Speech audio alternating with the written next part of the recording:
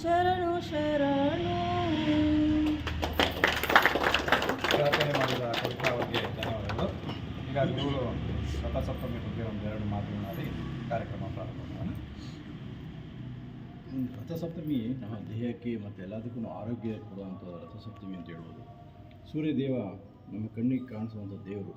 So ಸೂರ್ಯನ ಬೆಳಕೆ ಇಲ್ಲದೇ ಭಾಳ ಜೀವರಾಶಿಗಳಿಗೆಲ್ಲನೂ ತುಂಬಾ ಕಷ್ಟ ಆಗಿದೆ.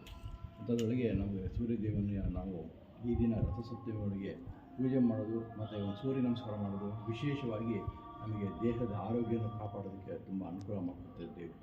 ಸೊ ಅದರಿಂದ ಸೂರ್ಯನ ಭಗವಾನ್ನ ನಾವು ಪ್ರತಿ ದಿವಸ ಹೇಳ್ತೀವಿ, ಪ್ರತಿಯೊಂದು ದಿವಸನೂ ಹೇಳ್ತಾ ಇರ್ತೀವಿ. ನೀವು ಬೆಳಗ್ಗೆ ಎದ್ದು ಇಲ್ಲೇ ಸೂರ್ಯ ನಮಸ್ಕಾರ ಮಾಡ್ತೀರಾ, ನೀವು ಮತ್ತು ಆಚೆ ಕಡೆ ಹೋದಾಗ ಅಟ್ಲೀಸ್ಟ್ ಸೂರ್ಯದೇವನಿಗೆ ಮುಖ ಮಾಡಿ ಏನೊಂದು ಪ್ರಾರ್ಥನೆ ನಾವೇನು ಹೇಳ್ತೀವಿ, ಹಿರಣ್ಮಯ್ಯನ ಪಾತ್ರೆ ಏನಂತ ನಾವೇನು ಹೇಳ್ತೀವಿ ಅಷ್ಟೇ ಹೇಳೋದು ಸಾಕು. ಪ್ರತಿಯೊಬ್ಬರು ಹೇಳ್ಬೇಕು ಅಂತ ನಾವು ಇದರಿಂದ ಇವತ್ತಿಂದನೇ ನೀವು ಪ್ರಾರಂಭ ಮಾಡಿರಿ.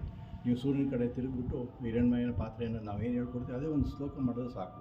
ಅದು ನಿಮಗೆ ಒಳ್ಳೆಯ